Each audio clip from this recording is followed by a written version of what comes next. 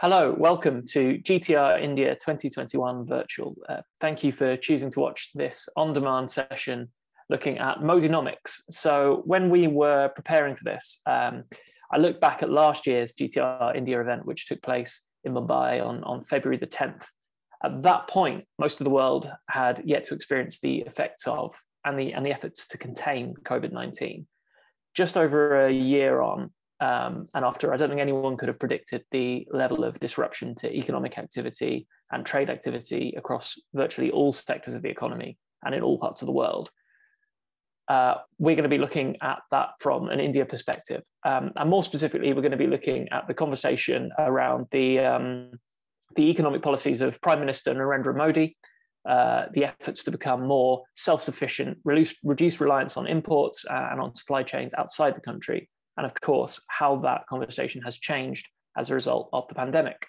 I'm John Basquill. I'm a senior reporter at GTR. I'm delighted to say that to discuss this, I'm joined by Dr Amitendu Palit, a senior research fellow and research lead for trade and economics at the NUS Institute of South Asian Studies, and Priyanka Kishore, head of India and Southeast Asia at Oxford Economics.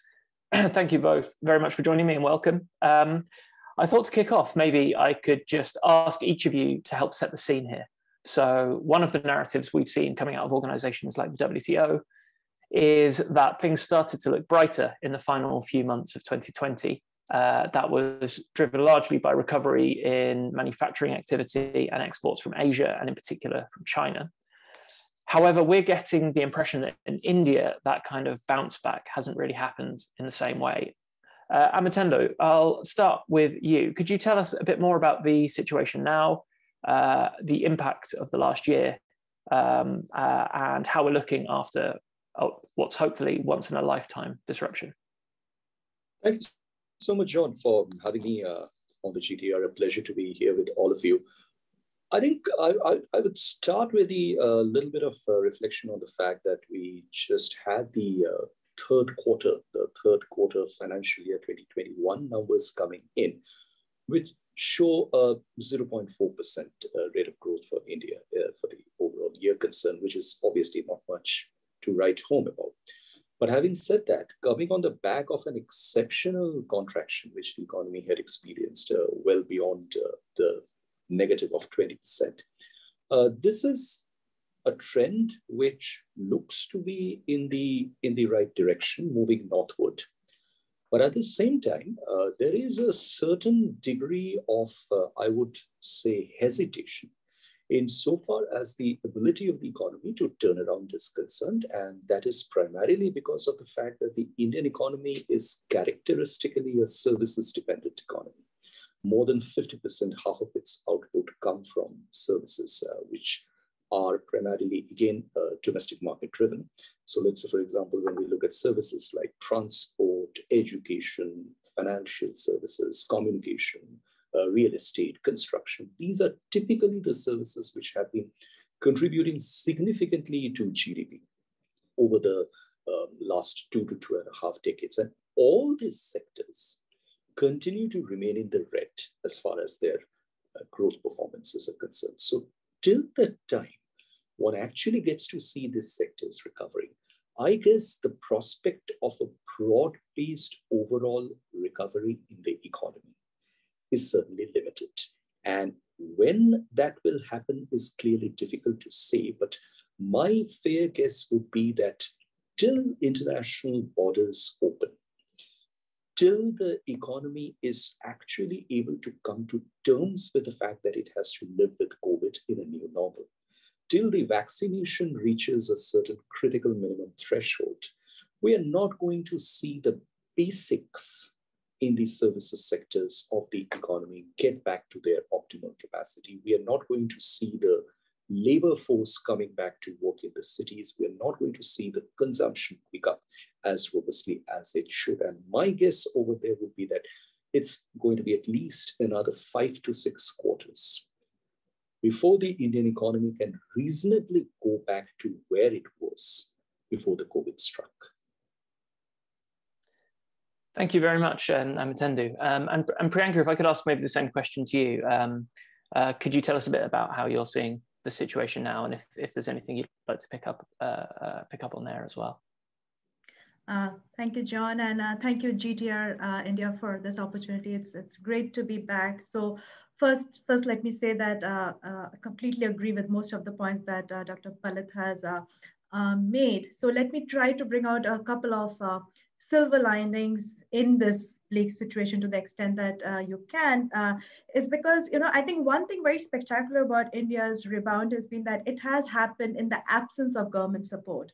Rather than because of it. So it's actually the private sector which led this rebound from the very deep lows you saw in Q2 of last year. And then we've seen that sector pull through the entire economy sort of out of the hole at a much quicker pace than what most analysts were expecting to begin with. So to that extent, we've had a positive rebound surprise so far. The government's only kind of indicated that it's going to pick up the baton somewhat now in the latest budget. We're expecting a huge buildup in spending in this very quarter to come through. And then, a lot of emphasis on infrastructure spending going forward, which I'm sure we'll discuss at some point in this session. But what is also, was worrisome about the recovery was, to begin with, it was a very narrow recovery. It was just being led by manufacturing, as Dr. Palit did say. Services is a very big part of India, and there we were not seeing enough traction there. But what the latest data point does show is that construction, which was actually one of the worst hit by the pandemic, alongside trade, hotels, etc., has actually managed quite a decent recovery. In this latest data point. And this is also the sector which was hit the biggest because of migrant workers. A large portion of migrant workers are employed in construction. And it's actually encouraging to see that it has staged that rebound, because it means employment opportunities are likely to come back. So the road to recovery is still very long. Again, we might regain where we were pre-pandemic, so at start of 2020, but if we stand back and look at 2019 and where most analysts were expecting India to be at this point in terms of GDP growth, what the kind we are forecasting, and we actually saw a contraction of 7% in the year 2020, is still far below. We're 9 to 10% below where we should actually be in terms of GDP level if things were as normal. So it's a pretty long drawn path out there, I would say, but there are some early signs that things are beginning to broaden. Great, thank you. And speaking of the sense that we're moving out of the pandemic era, I suppose a huge part of that is going to be the effectiveness of the rollout of vaccines for COVID-19. Amitendu, I wonder if I could come to you on that. Could you give us a sense of the conversation around vaccines at the moment in India? I think India actually has a very, very prominent role to play when it comes to not just vaccinating more than 1 billion people internally, but also vaccinating as much, if not more, in the rest of the world. Because India is actually uniquely placed in this regard. I mean, it's a country which is making vaccines, probably making more vaccines than anywhere else in the rest of the world if we look at the vaccine potential that the country has. And at the same time, it's making affordable vaccines. I think these 2 points taken together, the volume and the value, bring a very unique recipe as far as India's success in being a global vaccine producer is concerned. What started happening is that India is well positioned to get along as far as vaccinating its own population is concerned. We have just seen that the second round of vaccination in India, which involves bringing it down into much greater layers within the population, even up to people who are 45 years plus with comorbidities are being vaccinated. It's going on at a huge scale. The private sector has been roped into administration of vaccines. India has started sending vaccines to several countries, and these are happening firstly under the space of grant assistance, secondly under direct commercial arrangement.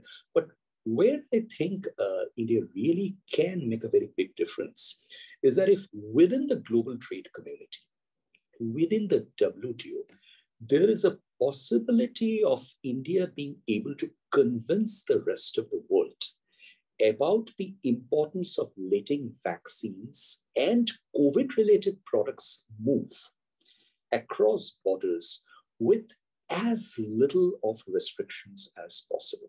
There is a proposal with the General Council of the TRIPS that has been submitted in this regard, and India and South Africa were shepherding it together in terms of allowing the flexibilities on the TRIPS, the Section 31A in that regard, to actually not hinder the flow of vaccines, because there are many countries across the world which really don't know how to obtain vaccines, either in terms of the market-based arrangement or in terms of having local capacities to produce those vaccines. And even if they try to do that, they will run into problems with respect to patents and intellectual property.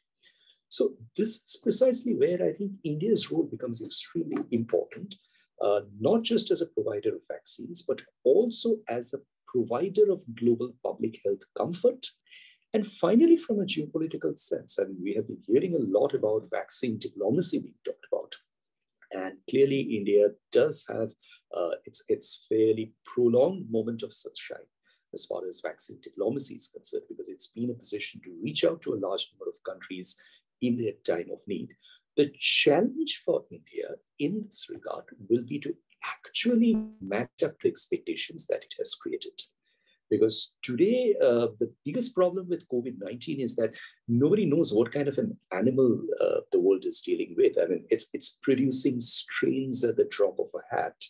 More and more new strains, local strains, area-specific strains are coming out. So for the vaccines as well, there is the challenge.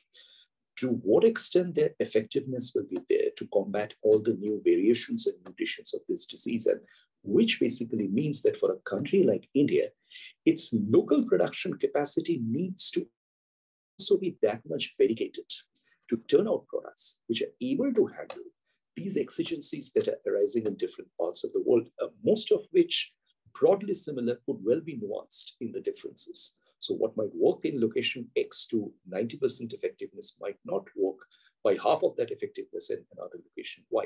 I think this is the challenge which India will have to encounter, which basically means it's not just the production, but the research and the learning needs to keep pace with what's being churned out. Thank you very much. That's great. Can I just ask a very quick kind of follow-up question on your point about a waiver from the TRIPS rules around intellectual property? Do you have a sense of how quickly that discussion might be moving? Is there a risk that a change like that might take so long that by the time it's done, it's sort of too late to be of much use?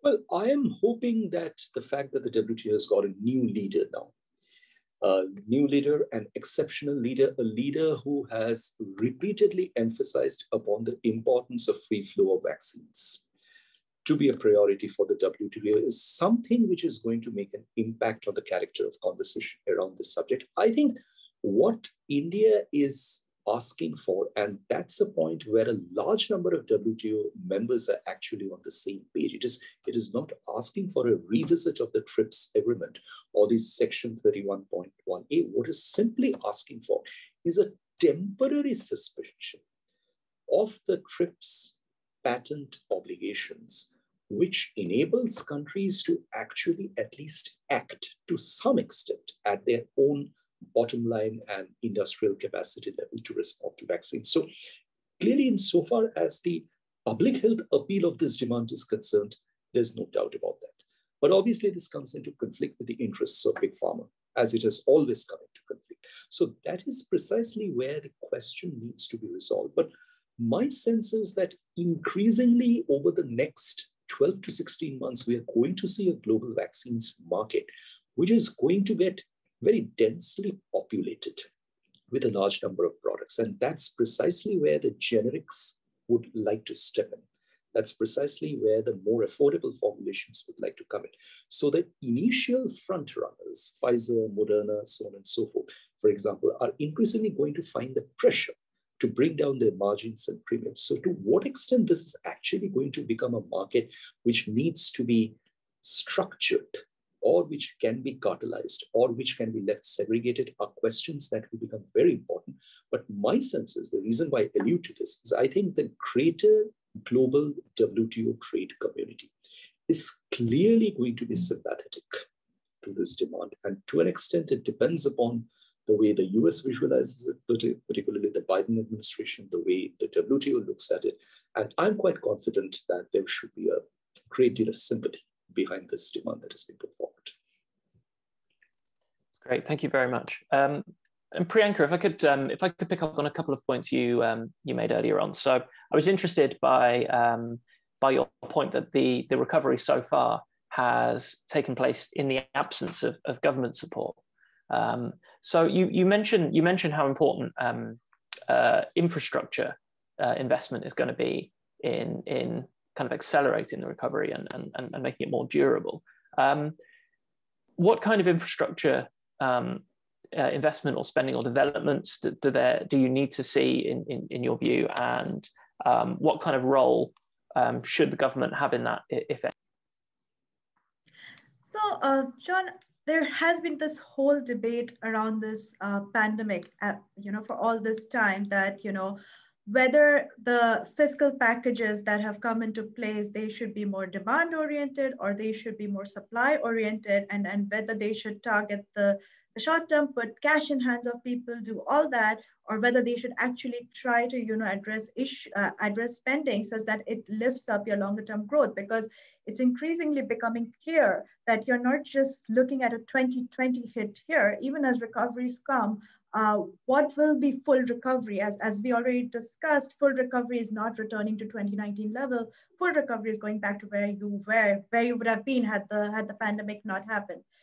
So in that context, India has also been hit. So the kind of the demand side, putting money in the hands of the people, which is what the government did in its very first package announcement that came through, that fell quite short of expectations. So overall, India's fiscal support can be measured as a share of GDP just around 1.2% or so. I mean, we're comparing this to double-digit kind of GDP supports that we have seen in many parts of the world, including even in Asia itself. But now, as they have seen the private sector lead the recovery and go out, questions of the longer term has increasingly come into place. And you can also see it in the other actions that the government is taking. It has actually chosen 2022 to go back and focus on economic reform, something, it seemed to have lost sight of right after coming back up from elections.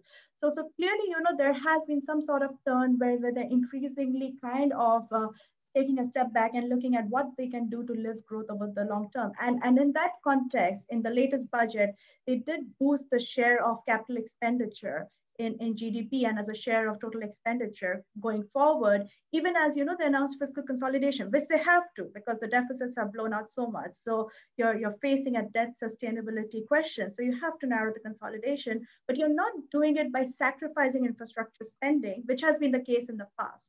Now, what form this takes? Usually the focus is much more on roads and railways. That is where, the government finds it easier to disperse its funds, and the ministries are also more effective in putting those into place. So we are going to see that. But overall, I think there is an all-round emphasis on, linking India, connecting India, both physically as well as digitally. So we're also seeing, fiber lines being laid out more, so and things like that. And then the government is talking about coming up with an asset monetization plan to also finance this infrastructure projects, because PPP projects in the past have not been that successful for India, those kind of plans. So there's clearly a kind of a shift in vision from prior governments and even from prior budgets of this government, where they're taking a more, a head-on approach in terms of infrastructure investment and raising infrastructure share in GDP, raising its quality over the long term, which actually should have a beneficial impact on potential growth, supply side economics going forward, I would say. Thank you very much. Yeah, I'm really interested in this point you make around digitization.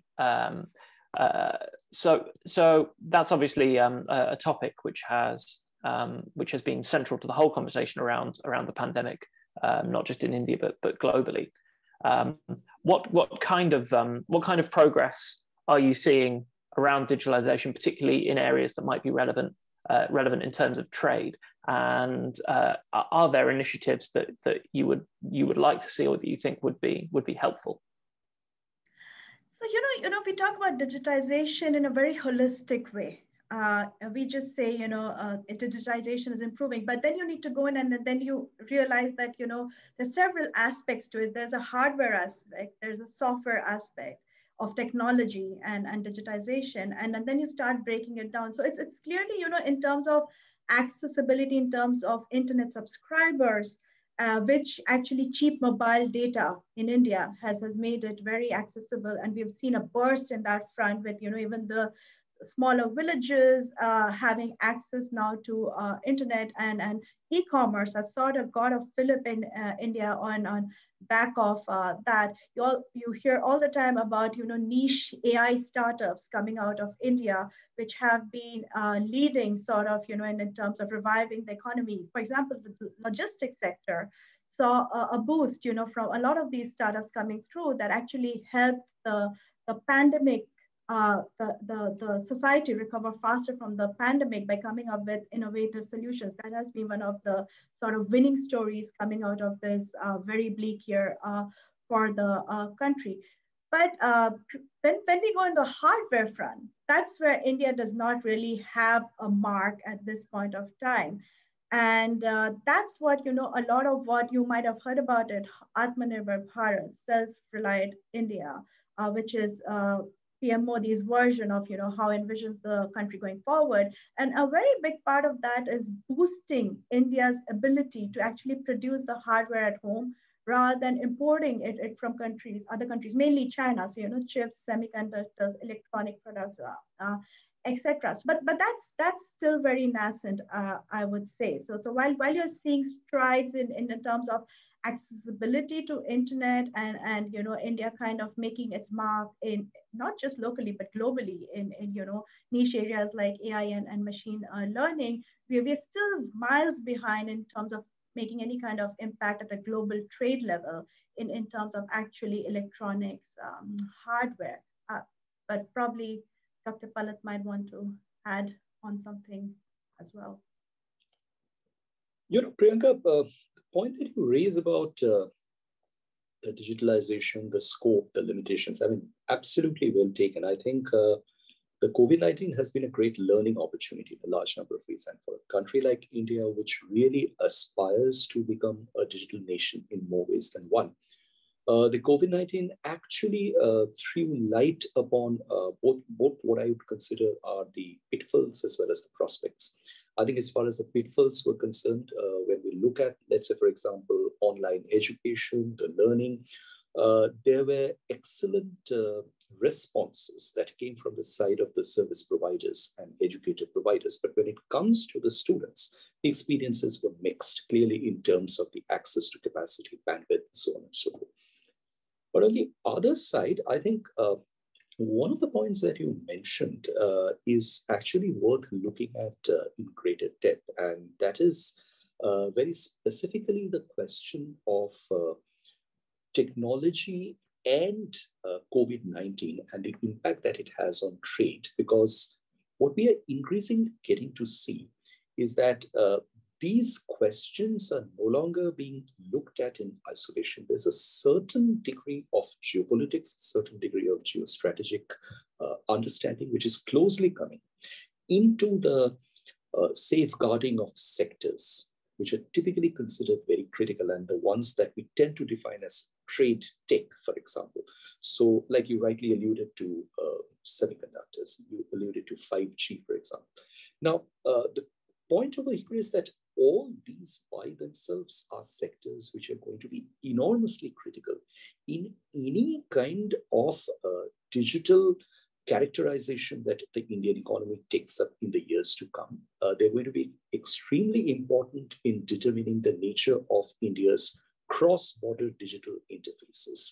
And the point is that in doing that, there is a substantial amount of national security concern, which is now beginning to come in. Now, how to handle these aspirations along with the concerns is probably a challenge for India, and that the COVID-19 has very cogently exposed, because when it comes to, let's say, for example, the next steps on 5G, clearly, India's choices are not as large as they were before, much like for the rest of the world too. Those choices have become constricted when it comes to data sharing. And even today, when we are looking at the situation within India, the fact that there is a lack of coordination when it comes to the technical apps through which the vaccine registration process is being running out is probably a reflection of the fact that while the logistics problem can be sorted out, the next step takes you into the domain of data sharing and privacy concerns. And this across the world has been a major challenge when it comes to health data and privacy. And at some stage, when COVID becomes a regional issue to tackle, when it becomes a mega regional issue to tackle, these are questions that the Indian system and institutions will need to address. So to me, I think the big challenge in this regard, and that's where India, I suppose, will need to devote a considerable amount of space and time, is to see by what extent a kind of a self-sufficient narrative can grow, because India's challenge to an extent is unique. It's not similar to those of many other countries. India is an emerging market. India has great potential for growth. At the same time, it has an extremely large informal sector. It has a large amount of vulnerable population. It's on the cusp of becoming a majorly transformative economy. It might just also slip into the middle income trap, as we are familiar with similar experiences from across the world. So I think India's dilemmas are manifold. And these are just the economic dilemmas that I alluded to. I'm not even getting into the social, political, and demographic complications that India has. And in all these, the role of technology, the role of digitalization is absolutely fundamental. So I think what India will probably need to be prepared for is that any move towards digitalization is inevitable, but there are going to be hits and misses. And those hits and misses are not possible to be anticipated upfront. So there will be some tears shed. There will be some losses that will need to be taken on board. There will be communities and sectors which will not be able to be as inclusively participatable in this whole process as the government or ideally the policymakers would want them to be. But I suppose India doesn't have a choice. India can't wait.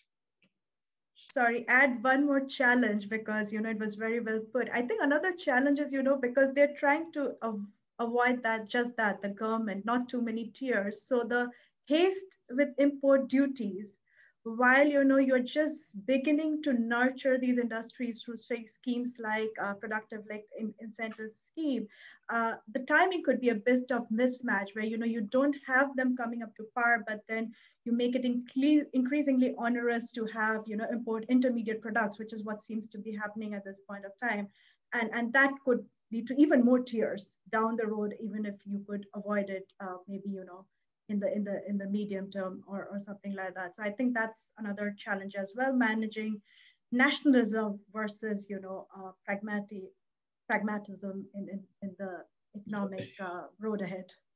Priyanka, I'm so glad you raised that point. And in fact, this is something which I thought it would be very interesting if we reflect on this, in a somewhat broad fashion. What we are getting to see, and Priyanka, you mentioned in the beginning of your submission that the Indian economy has kind of come back to what we are now describing as the green shoots of recovery, primarily through private initiative, primarily through a comeback of private investment. Now, what we are getting to see, and there could be a large number of very valid reasons for this, is this very strong effort, which has now gone well beyond making India to what we are defining as Atmanirbhar Bharat, the notion of a self-reliant economic and self-reliant India. And a very important part of that vision is offer financial incentives to businesses to become self-sufficient and grow more at home, which is, in a sense, a state-supported import substitution strategy. Now, the interesting part of this dimension is that you mentioned that tariffs are being raised. the point is that it doesn't really take very long for industries to anticipate and realize the fact that, look, there is an element of protection which has been offered, and there is money to be made in an open space. If you just step into that space, let's say, for example, pharmaceuticals, APIs, you step into that space, there is now this demand for more API production in the country. So we step to that space and we are protected. And we can also get away with the financial incentives. Now, the challenge over here is that there are probably sectors where we will get to see more of competition in this regard, where foreign investment might come in. But when it comes to certain sectors like pharmaceuticals, it might be an entirely different story, because pharmaceuticals in India is not an entirely market-driven, market-nurtured sector, because there are caps on pricing, there are caps on minimum production. There are a large number of limitations placed on brownfield investment. It's very difficult, different from the semiconductor and the cheapness in assembly. So what I'm actually trying to now, bring up for your thoughts, and similarly those of the rest of the community, is that whether this is actually going to take a pronounced turn, where you might actually eventually see at the end of 5 years that the financial support which the government is offering is closed-ended. It's going to go on for a period of 5 to 6 years through the different production-linked incentive schemes. So while the effort is to look at longer lengths of the chain within India for decoupling from China and reducing import dependence, is that actually going to serve the greater purpose of India becoming in a position where it can snatch greater shares of global markets? Because what I think you would support me on this, that if we are really getting to see India move into a territory where it becomes 9% plus as a GDP scale economy, it clearly needs to have much greater shares of the global market insofar as trade and exports are concerned. But is this going to defy that objective? Because we're seeing conflicting arms and contradictory arms. On one hand, there is a pronounced protection angle that is coming, and India has in the past been known for the inverted duty structure, raising the duties and tariffs on components much more than the final products, which in the end turns up being retrograde. On the other hand, on the revenue side, probably customs duties are the only option for beleaguered government treasury now. They really don't have much option because they have borrowed through the roof. So I think these comprise a very complicated set of challenges for India, and where I really see the room for policy movement somewhat hemmed in by contradictions which would come out of India's economic vision, India's connections with the rest of the world, hesitation on trade, a newer understanding on trade. And this is going to be very interesting to look out for or watch out for, but I'm not really sure where we are headed to. Thanks very much. We're running out of time, so I think we've probably got to come to the last question here. And I wondered if maybe I could pick up on a couple of points you made there, Amitendu, and ask you, Priyanka, just for kind of last word. When it comes to the export side, how do you see India's role in trade sort of developing as this move towards self-sufficiency kind of gathers momentum, if it does do so? Are there particular trade corridors or sectors that we should be looking at as key drivers for that? John, my view is that on exports, it still needs a lot of work to do, because so far as the competitiveness part of Indian exports are concerned, it's a good effort that India has begun by encouraging production-linked incentive-based greater production of exports. But the point is that Indian exports still remain less competitive. And when India works on its own competitiveness, it really cannot do so in isolation, because competitiveness is dynamic. Much as India is working on its competitiveness, there are other countries working on competitiveness. So lift out of FTAs on the assumption that we will first become competitive and then only engage in FTAs is probably not the best way of going forward as far as exports are concerned. So while the domestic efforts to enhance capacities are perfect, there's no denying that. At the same time, the engagement with FTAs has to be far more proactive. And this is where India really needs to play its cards right and up to the market. So I personally think, they might still be open to scope for bilateral FTAs, maybe. I mean, there are a lot of them already in place. They are being investigated. They were used as a reason for walking out of RCEP as not having benefited the country at all. We don't have time to get into that, but the message from the government is clear that we will look at our manufacturers first, and where possible, where we can safeguard their interest, if a country is willing to meet us on that, we would be willing to look at bilateral FTAs. But regional treaties, even if the CPTPP were to kind of reopen again with the US joining, at this point of time, it does seem India is not willing to take that route.